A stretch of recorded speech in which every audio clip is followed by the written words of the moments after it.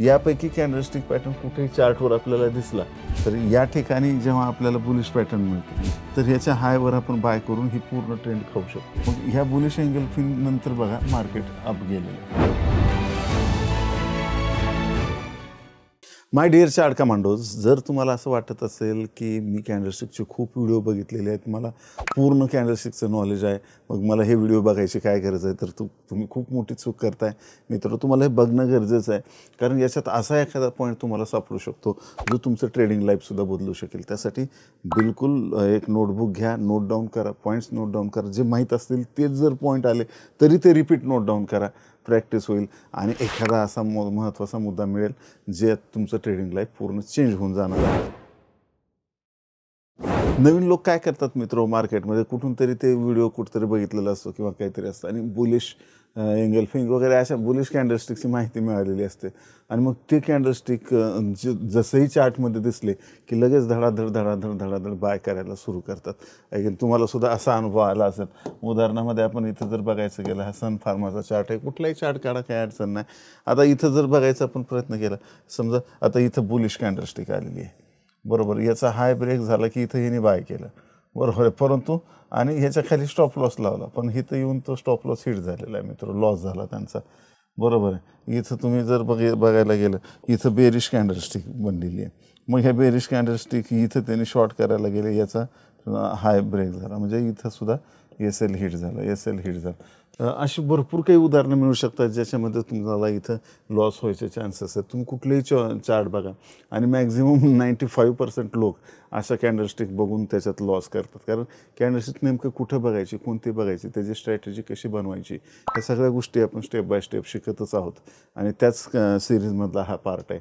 तर आता आपण बुलिश कॅन्डलस्टिकला पूर्ण अंडरस्टँड करू, बरोबर आहे. मग बेरिश कॅन्डलस्टिकला अंडरस्टँड करू, मग एक कॅन्डलस्टिक घेऊ, मग त्याच्या स्ट्रॅटेजी बनवू आणि त्या पद्धतीनं तुम्हाला मग मॅक्झिमम चान्सेस आहेत की तुम्ही प्रॉफिटेबल ट्रेडर बनवू शकता.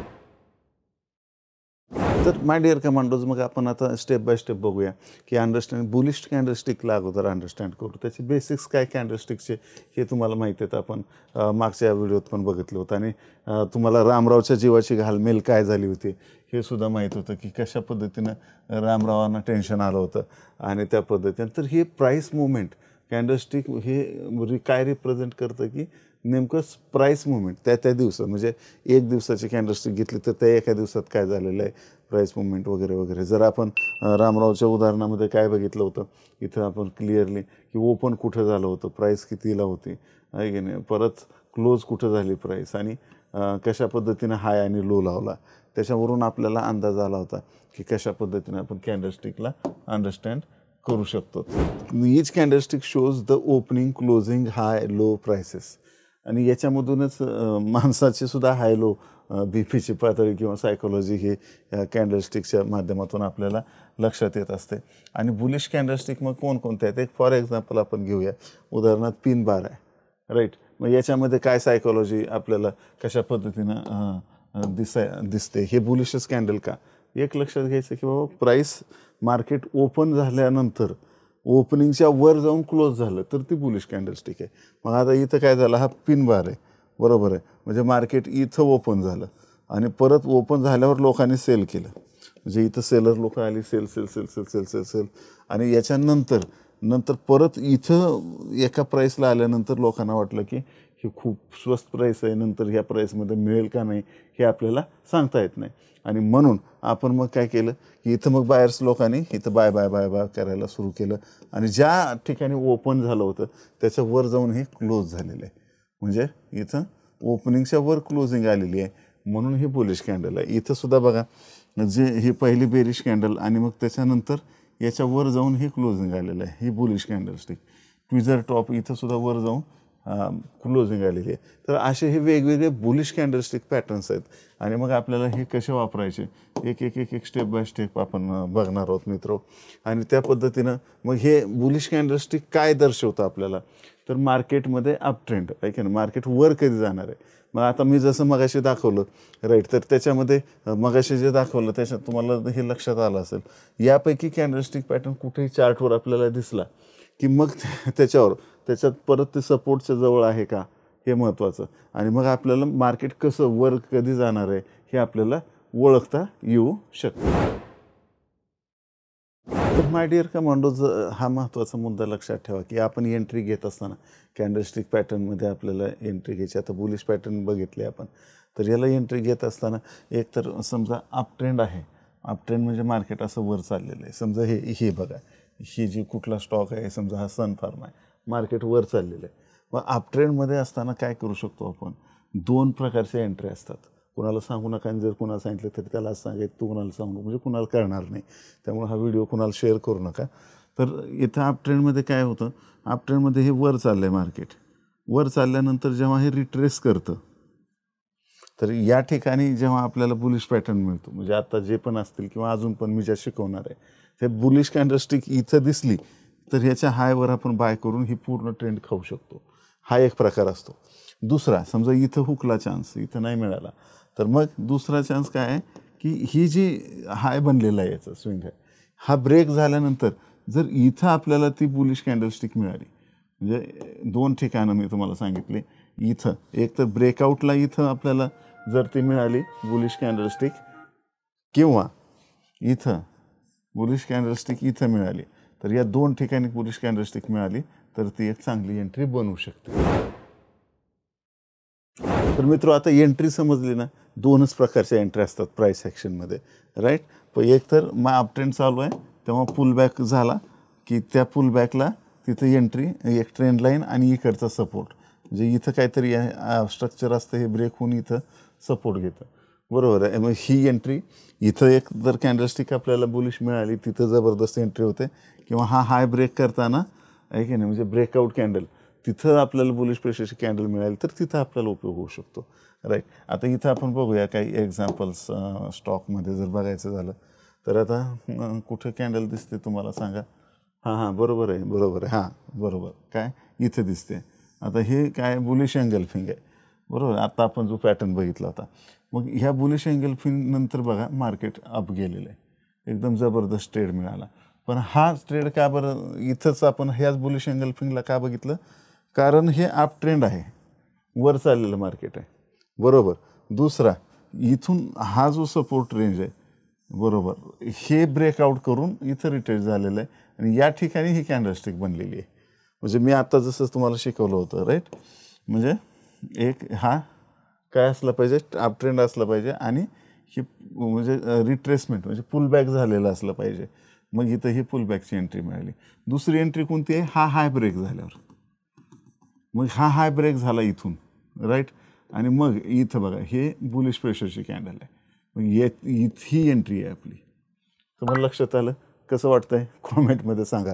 हे जबरदस्त सिक्रेट आहेत का नाही, याच्या आधी तुम्ही कुठं ऐकलं होतं का, राईट. एकदम सोप्या पद्धतीने मी तुम्हाला शिकवायचा प्रयत्न करतो आहे. तर हे इथं ह्या कॅन्डलस्टिक आपल्याला उपयोगाचे आहेत. बाकी इतर ठिकाणी कुठलीही बुलिश कॅन्डलस्टिक आली तर ती आपल्याला उपयोगाची तेवढी पडत नाही.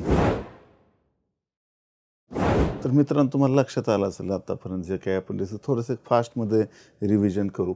इंडिकेट हे काय होतं की इंडिकेट काय करतं बुलिश कॅन्डलस्टिक, की पोटेन्शियल अपवर्ड मूव्ह येणार आहे, म्हणजे मार्केट वरच्या दिशेला जाणार आहे.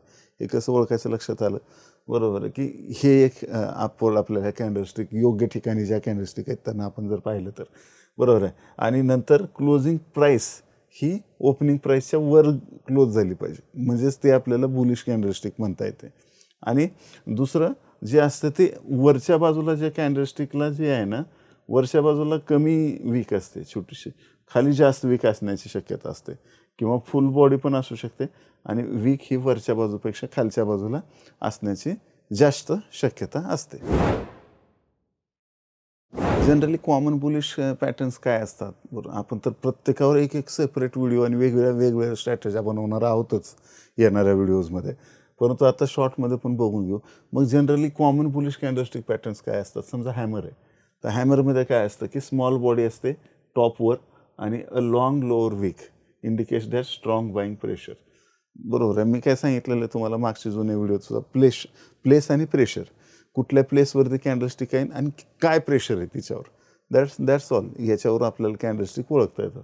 मग हॅमरमध्ये काय आहे की हे बुलिश खालच्या बाजूला वीक आहे, मग हे लाल असू द्या किंवा हिरवी असू द्या, बेरिश असू, त्याला काही अडचण नाही आहे, बरोबर. खालच्या बाजूला मोठी विक असली पाहिजे. कधी कधी वर छोटी विक पण येऊ शकते.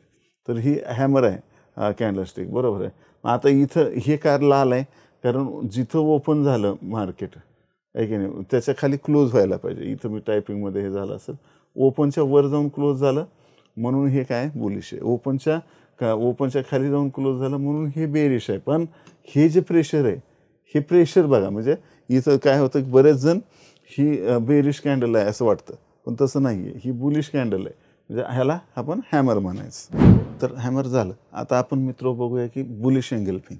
बरोबर. बुलिश एंगल्फिंग म्हणजे काय असतं, मार्केटचा ट्रेंड असा खाली खाली खाली खाली पडत यायला आहे आणि एक बेरिशची एक छोटी कॅन्डल असते आणि तिच्यापेक्षा साईजनं मोठी असलेली कॅन्डल जी असते ती बुलिश कॅन्डल मिळते.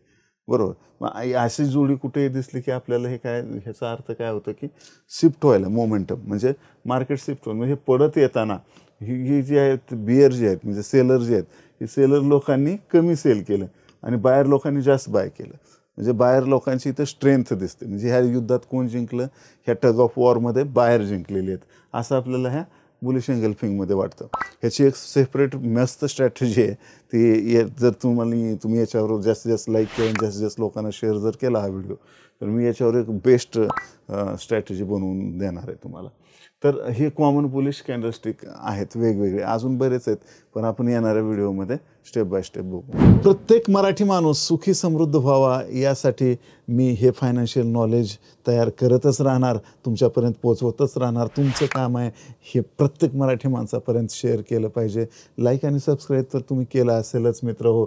आणि इथं chart commando Hindi, chart commando Marathi आणि स्टॉक कमांडो हे चॅनल्सवर हजारो व्हिडिओ ऑलरेडी मी टाकलेले आहेत आणि कोर्सेस इथं तयार करून टाकलेले आहेत, फ्री आहेत. तुमचं काम आहे इथं जाऊन हे कोर्सेस कंप्लीट करून स्वतःला एक आर्थिक साक्षर करायचं आहे तुम्हाला. त्यासोबतच चार्ट कमांडो फेसबुक आणि इंस्टाग्रामला तुम्ही फॉलो करू शकता. चार्ट कमांडो टेलिग्रामवर तुम्हाला डेली अपडेट्स मिळतील. ट्रेड सेटअप कसं काय हे सगळे डिटेल्स तुम्हाला जाणून घ्यायचे तर टेलिग्राम चॅनलला आत्ताच्या आत्ता जाऊन जॉईन व्हा. लिंक डिस्क्रिप्शनमध्ये दिलेली आहे. आणि जर फीस हा इश्यू नसेल तर ॲडव्हान्स लर्निंगसुद्धा तुम्ही करू शकता chartcommando.com जाऊन. आणि कसलीही काहीही क्वेरी असेल, कसलाही थोडा जरी प्रश्न असेल मनात, तर बिलकुल 8208247170 वर व्हॉट्सअप करायला विसरू नका. Bye bye for now.